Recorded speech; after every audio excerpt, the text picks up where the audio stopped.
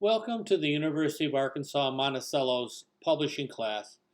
My name is Terry Held, and I'll be reading a few selections from Salt Pig, my poetry chapbook. Poetry is meant to be heard. It is written in silence amid kindling emotion and a passionate desire to communicate something, any subject really that flames the heart. A poet, most of all, desires the world to know the truth they've discovered. Nothing like the sound of the human voice conveys best the revelation of something new. Poetry is the literary art most closely compared to music. Is it the meter, the rhythm, the cadence, the alliteration, or the saying of something in as few words you could not explain in pages of text? Whatever it is, all you have to do is recall childhood poems that gave you an excitement of joy unparalleled. Jabberwocky, anyone? Or green eggs and ham? Or maybe a little Silverstein to bump your glump. If you will, listen now to some poems from Salt Pig, a poetry chapbook. The first poem, entitled Baudelaire, Forever Lost. He first influenced me in French verse. 2 years ago, pre-COVID, I spent 2 months on a writing sabbatical in France. I made it a point to visit the local cemeteries that entomb famous creative writers. Baudelaire was my principal draw because he's my favorite French poet. He wasn't in the pantheon, but the spirits of Hugo, Voltaire, Rousseau, and Zola hang out there. I went to Père Lachaise next, thinking he was there, but only saw Oscar Wilde, Apollinaire, Colette, Molière, and Gertrude Stein. They told me I could find him in Père Lachaise, but Baudelaire doesn't socialize much. I was sure going to try. I was going to try to channel his spirit to help me be a better writer, but they all just laughed at me. This next poem is about my spooky traipsing through the cemetery looking for Baudelaire. Baudelaire Forever Lost. On the haunted grounds of Montparnasse, silently moving past the crumbling stones, I'm hoping to meet you in this place, even as shadows fall across these bones. Upsweep the crypt walls, the ivy grows, like a spider web from long ago. Gnarly blue-black trees bow low and weep. Perhaps not all souls are deep in sleep. Is that you hidden among the crowd of granite, marble, and earthly rubble? Where are you, friend? Remove your shroud. Reveal yourself, I pose no trouble. Leaf-strewn cobble streets betray my steps. With my cane I totter, shuffle, schlep. Hell-bent eyes open wide, I scan the scene. Clandestine hopes we might convene. I hope you're here now, join with me. My desire no secret, my trust is true. Take my arm and walk with me. Hear my plea. All I want is to write a poem like you. Just a lonely poet, totally much. Won't you lend me the master's touch? Whatever it takes to speak like you, that my poems might shine a golden hue. The grave a stage, the play not cast. Baudelaire forever lost. What could be worse? My poems sound dead, now time long past. Close the casket and bury my verse. Thank you. The next poem, Escape to the Lake, was written on a summer visit. My wife and I had a terrific summer visiting friends and family this year. You know, with the threat of COVID receding, we hope that continues, we decided to take that vacation that we couldn't take the year before. And this poem was part of that experience. There was some nostalgia from childhood family vacations mixed with the present day experience of lounging around the lake with loved ones. Wordsworth's Tintern Abbey comes to mind as part of my thinking as I scribbled the initial poem out. I'd forgotten the power of nature over the routineness that we can at times be victim. And Wordsworth speaks to that power, which I expressed in my poem as an escape. Escape to the lake. It's a good day to cast our cares away. Up north we go, where the water is clean and cold. It's a good day to bask in the glorious sun on the lake shore where we lie in the sand and dream we never have to go back. It's in the land of cabins and boats and pines where the onerous weight of workaday life is lost in the shallows of wonderment.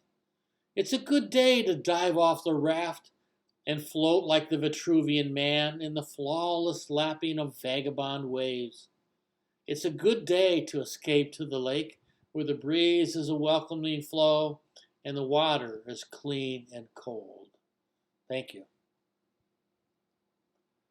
The next poem is called Penciled Poem. And there were a confluence of two events that caused me to write this poem.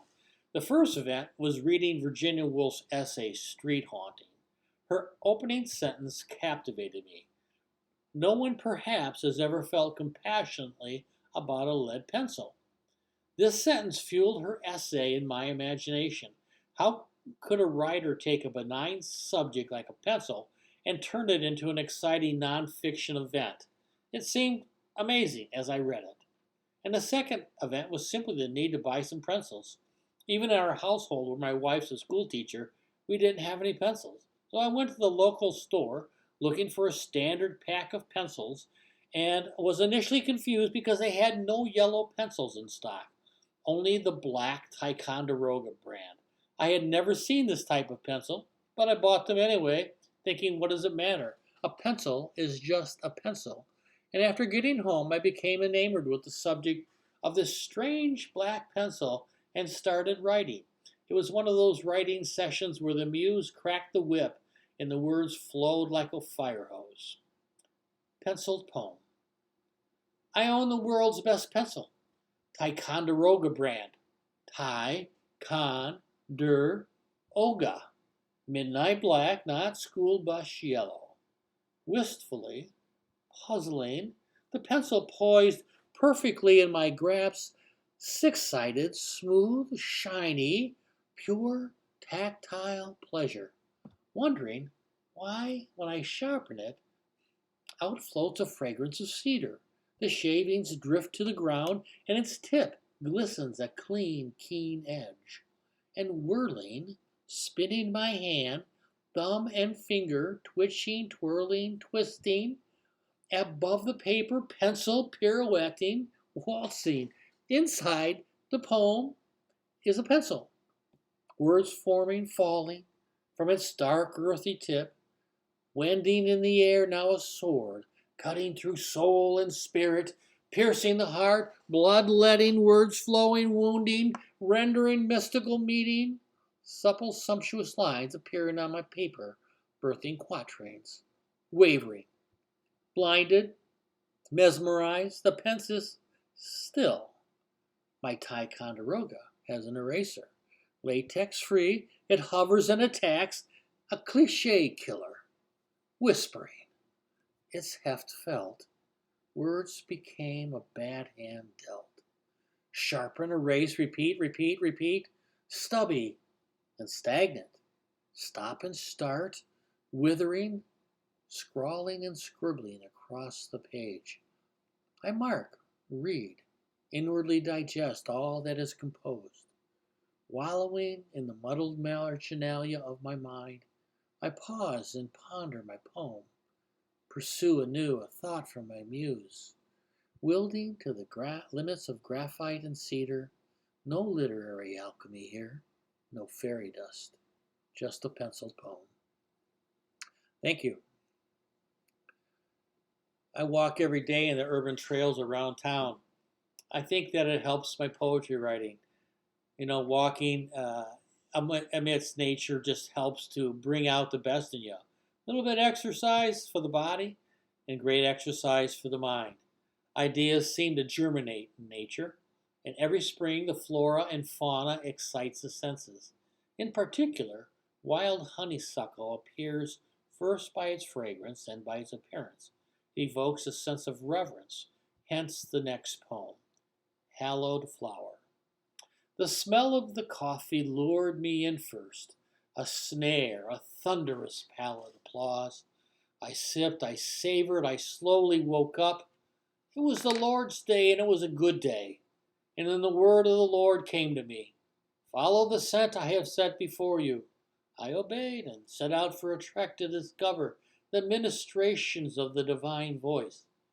Coming to the fork in the trail, I looked. I saw nothing than the fragrance, bullied my senses and pulled me along.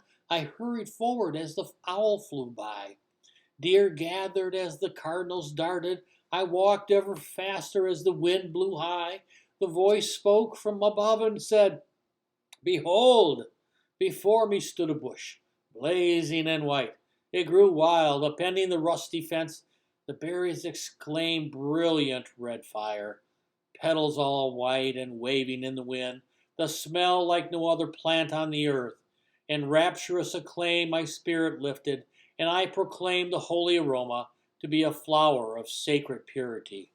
I named it honeysuckle. It was good." Thank you. The next poem is a personal circumstance that motivated the poem. Every spring, these beautiful black spiders begin a trek through our front door. It's an expected event now. My wife and I scoop them up on a piece of paper and return them to the outside. Invariably, one of them escape our notice and end up on one of the indoor plants. This year, one of them decided its reign would take place on a potted tulip. It's a narrative of sorts, a story of worth of what I term the beautiful black spider. Spider of Spring. From its overhead web, the beautiful black spider rappelled onto the step, then crawled across the threshold as if to say, "I have arrived. Be not afraid nor tremble by my presence." All 8 legs moved in harmony as the sun cast its morning shadow, carefully crawling to the tulip pot. The spider ascended the terracotta to the top. Its black coat shimmered and shined as it scaled the floral stem. With one last lurch, the beautiful black spider sprawled on the welcome petal. Thank you. The next poem is an ode to the tomato. My garden rocks, though small it is, with several pots crowded along the patio and only 2 garden boxes. There's always room for the marvelous tomato. This spring, whenever I watered, I examined the plant's progress. I felt a poem was in order. While writing this ode, I came across Pablo Neruda's Ode to the Tomatoes. It was a great model to follow in spirit, and I wanted my own thoughts on the tomato to blossom like Neruda did with his. I saw this poem as one that reflected the tomato's growth from the sprout to the giver of the gifts for the table. There are the sensory powers present, the visual beauty, the fragrance of the nightshade plant, the rough and beguiling touch of the leaf, the sound of the bee's visit. O tomato, hallelujah. It is in the morning light you are best seen, as the sun crests the earth's curvature, and the cool, glistening drops of dew gently shiver on all things green. There in the patio garden grow nightshade plants of peculiar character. As the flower forms, it is hidden in a frowsy sheath, soon unfurling a 5-lobed flag in brilliant blonde splendor. When midday arrives, you bow ever so slightly, as if to say the rays of sun may shower me with its radiance, and it is then the fragrance of celebrated worth floats about and beckons the bees welcome. But your beauty shimmers most strongly when the crepuscular light gleams downward and slowly hides you in the mist of nightfall. Soon it will be orbish umbra, glowing and ruddy matte. O tomato, hallelujah. Thank you. The final poem, Mary, to her credit, saw the value of this poem as the namesake for my poetry collection. As a retired classical chef, I from time to time tap into my 30-plus years of culinary experience in drawing up these poems. A salt pig is that ubiquitous vessel holding the earthly element of salt that is used in every kitchen across the gastronomic landscape. I wax lovingly about my salt pig. Salt pig. There you sit, all alone, so old, so used, your terracotta coat burnished rustic red, no shaker you, no spoon needed, just the tips of 3 digits to spangle my meal. Granular orbs and flakes of earth, crystalline clear, keeper of gastro archives, curating flavor daily.